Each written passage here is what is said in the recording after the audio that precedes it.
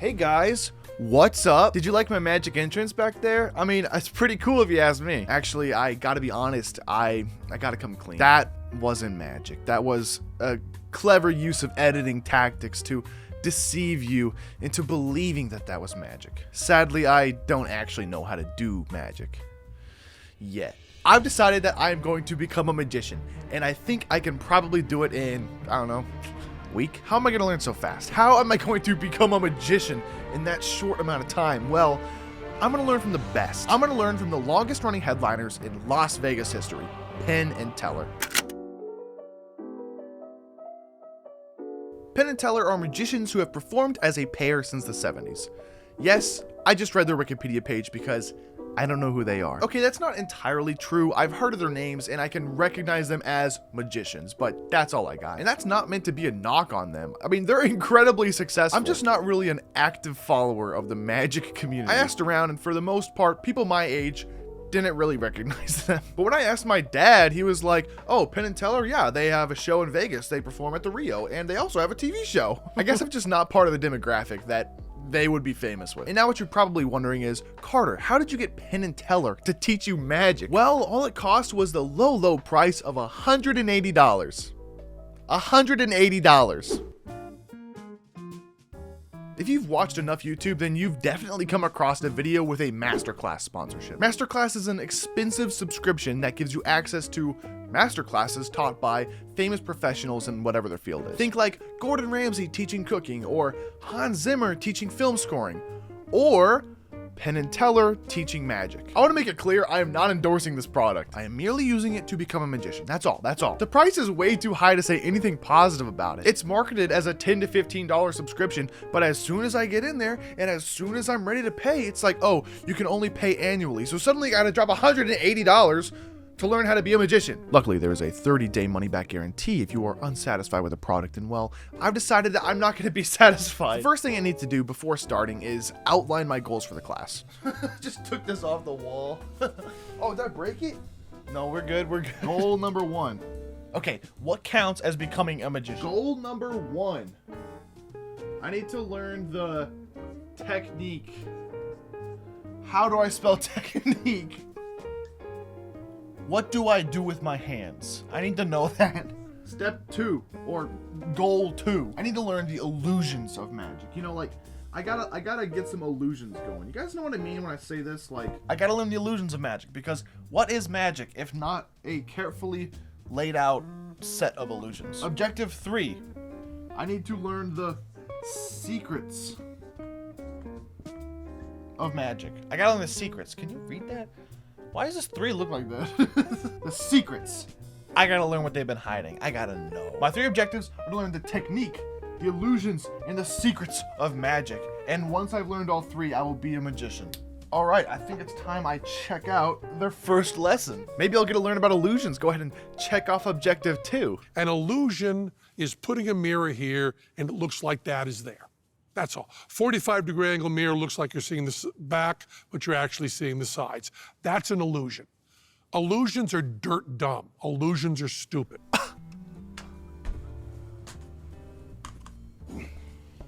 Okay, so no illusions, that's fine. We're gonna just move on, improvise, we're gonna keep it rolling. The general sentiment that they express is, illusions are baby mode. There's no thinking that has to be done. What you see isn't real, but what you see is real in the fact that it's what you see, which sounds overly complicated. The most important decision you ever make in a situation is what's real and what's not.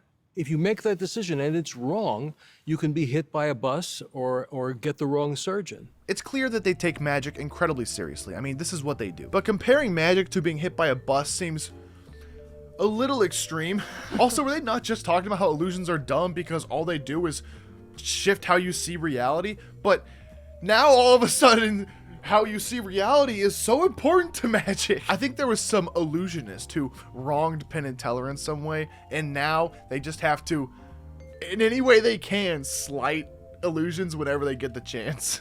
The hardest thing to believe in magic is that there are no secrets. Are you kidding me? You cannot keep doing this to me. What am I even supposed to do? The rule we try to follow in magic, what I refer to as the sawing a person in half rule. When you saw a human being in half on stage, everybody, we can just say, knows you didn't actually saw a human being into halves.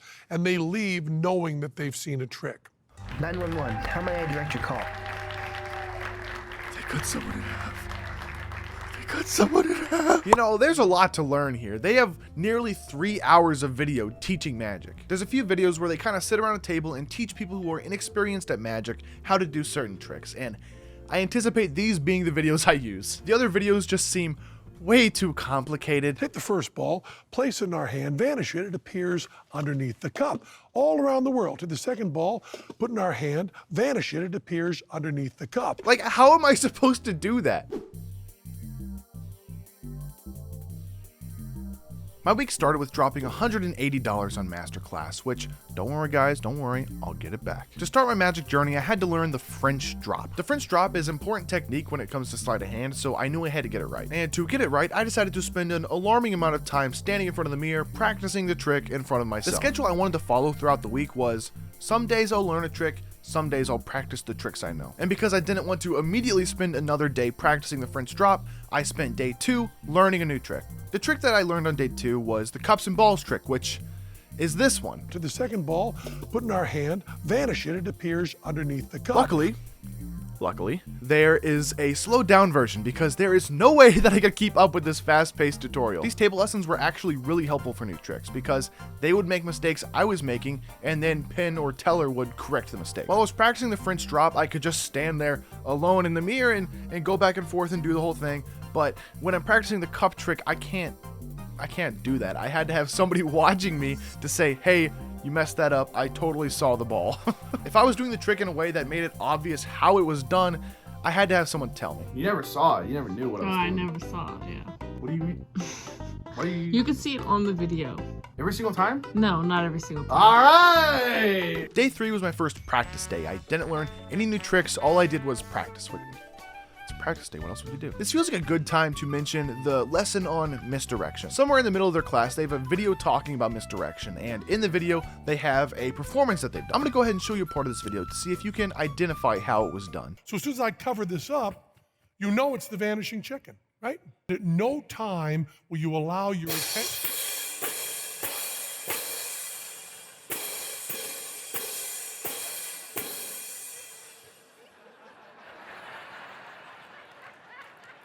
Now with the misdirection, during all of that, how many of you saw Sneak the Gorilla into the chicken coop? Because that's misdirection right there. Did you figure it out? It's pretty obvious. I'm just gonna cut to the chase. When they show the chicken, there's a wall behind the chicken, and then, okay, cool, they remove the chicken, awesome, and then there's a gorilla in there. Well, guess what? The wall's not there anymore because the gorilla was actually hiding behind the wall. They removed the wall, took the chicken out, and now there's just a gorilla in there. Cool. There's 2 gorillas. That's how it was done. You can tell there's another person in the cage the whole time because Penn has to hold it and support it while they wiggle around and try to get positioned right and move the wall out of the way. Like, listen, not every trick has to be airtight.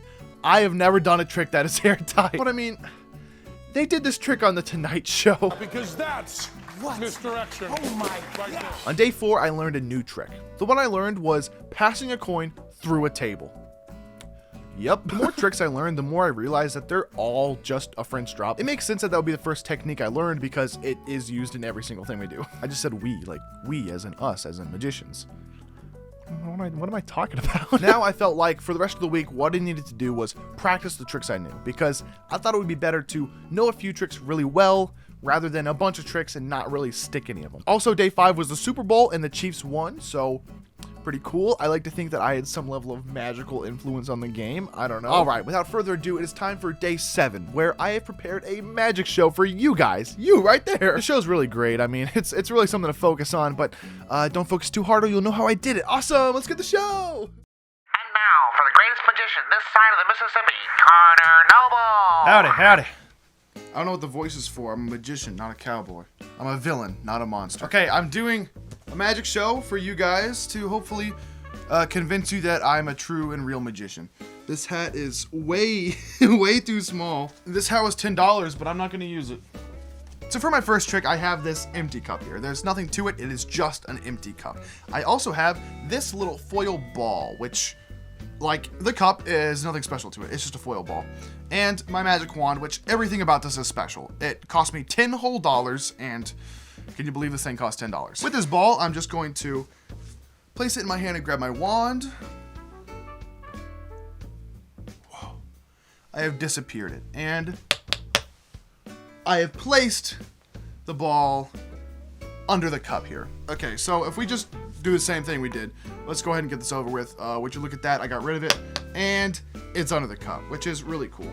So now let's take this ball, and with this ball, we're going to do a little something special with you. Let's get this cup out of the way.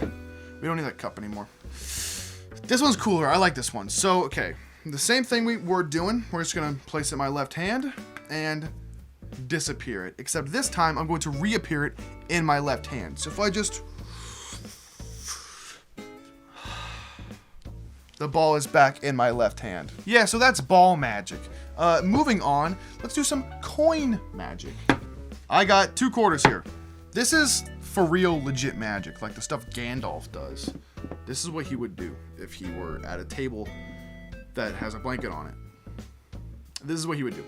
So I'm gonna take the first quarter and I'm just going to go ahead and place it in that hand while I take the other quarter and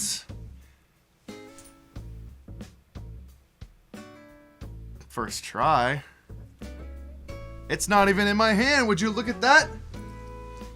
Both quarters are in my right hand as the one of them passed through the table. Okay, so that's the end of my magic show.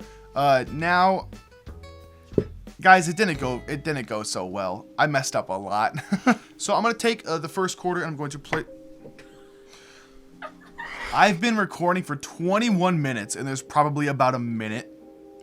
It's probably about a minute of magic show that you have seen. So I became a magician. Where is the thing?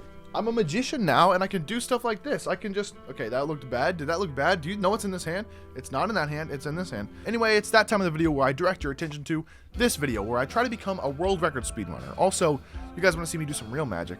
Now, you guys remember people on YouTube would be like, oh, if you press the like button, it'll glow. And it's like, not true. They actually added something. Now, when I say subscribe, the subscribe button kind of does a little glowy thing. That's real. You just saw that if you were looking. Maybe you were in full screen. If you were full screen at the very end of my video, wow, I love you.